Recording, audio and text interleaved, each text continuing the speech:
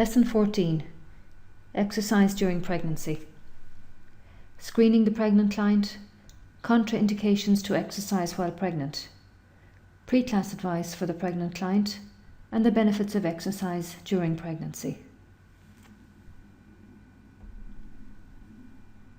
At the end of this lesson, you will be able to identify the relevant questions to ask of pregnant clients in pre-class screening, identify reasons why pregnant clients should discontinue exercising, outline the pre-class advice that should be given to a pregnant client, and list the benefits of exercise while pregnant. In the absence of contraindications, pregnant women should be encouraged to engage in regular, moderate intensity physical activity to continue to derive the same associated health benefits during their pregnancies as they did prior to pregnancy. This is the statement by the American College of Obstetricians and Gynecologists.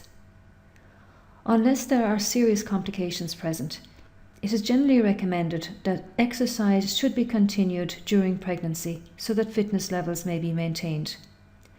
Fitter clients tend to cope better with labour, and also they tend to get back into shape more easily afterwards.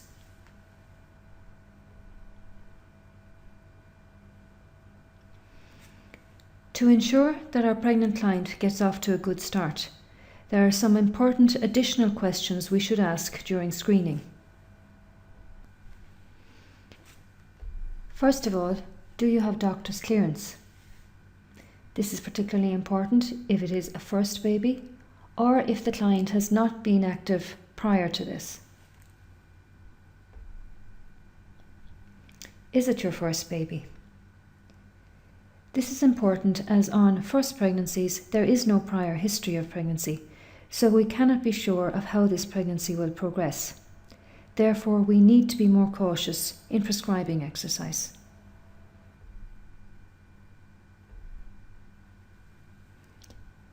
If previously pregnant, were there any complications?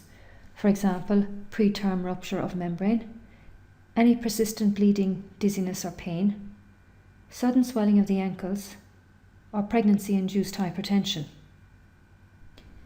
If there were any previous complications, there is a possibility that they could arise again. So again, recommend that your client check with their doctor before commencing and prescribe exercise cautiously. What stage of the pregnancy are you at? As the pregnancy progresses, some activities may need to be adapted or omitted completely. For example, exercises in the supine position should be omitted after the first trimester, and intensity of exercise should be decreased as the pregnancy progresses.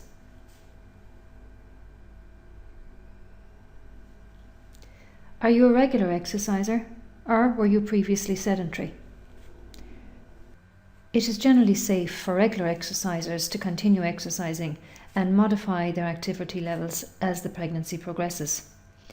However, if someone has been previously sedentary and is taking up exercise now that they are pregnant, it is recommended that they do not commence until after the first trimester, as the risk of miscarriage is greatest during this time.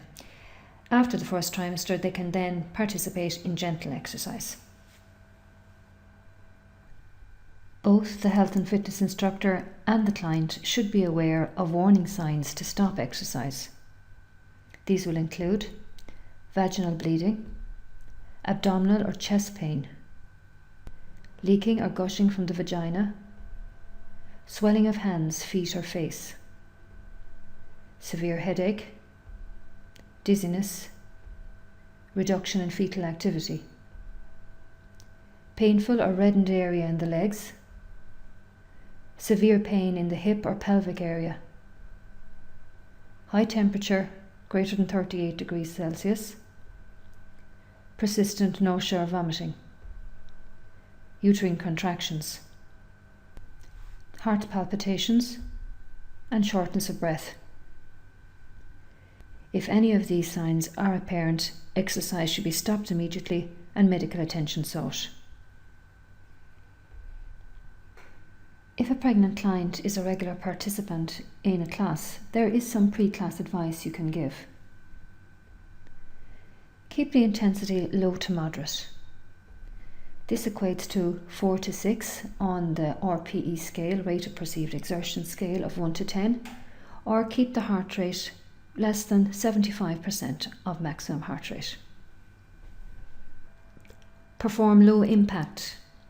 This is particularly important as the pregnancy progresses, particularly if your client begins to experience stress incontinence. Stretches should be easy. During pregnancy, a hormone is released which causes our ligaments to soften. Stretching to maximum can increase the risk of injury, particularly during the third trimester. Do not perform any exercises in a supine position after the first trimester, which is after 12 weeks. Avoid sudden changes of direction. And place your client near an exit so that if they need to leave the class, they can do so. Ensure your client stays well hydrated. Advise that they drink between 6 and 8 glasses of water per day. The benefits of exercise during pregnancy. Most clients will experience increased energy levels with exercise. Exercise helps to maintain fitness levels, and it can also help to control weight. However, it is important that clients should not try to use exercise as a means of weight loss during pregnancy. Exercise can help improve posture, which in turn can help to decrease backache, again particularly during the third trimester. It can help promote circulation, which in turn can help avoid the development of varicose veins, which are common during pregnancy. It can help decrease constipation, and it can help reduce stress by promoting better sleep.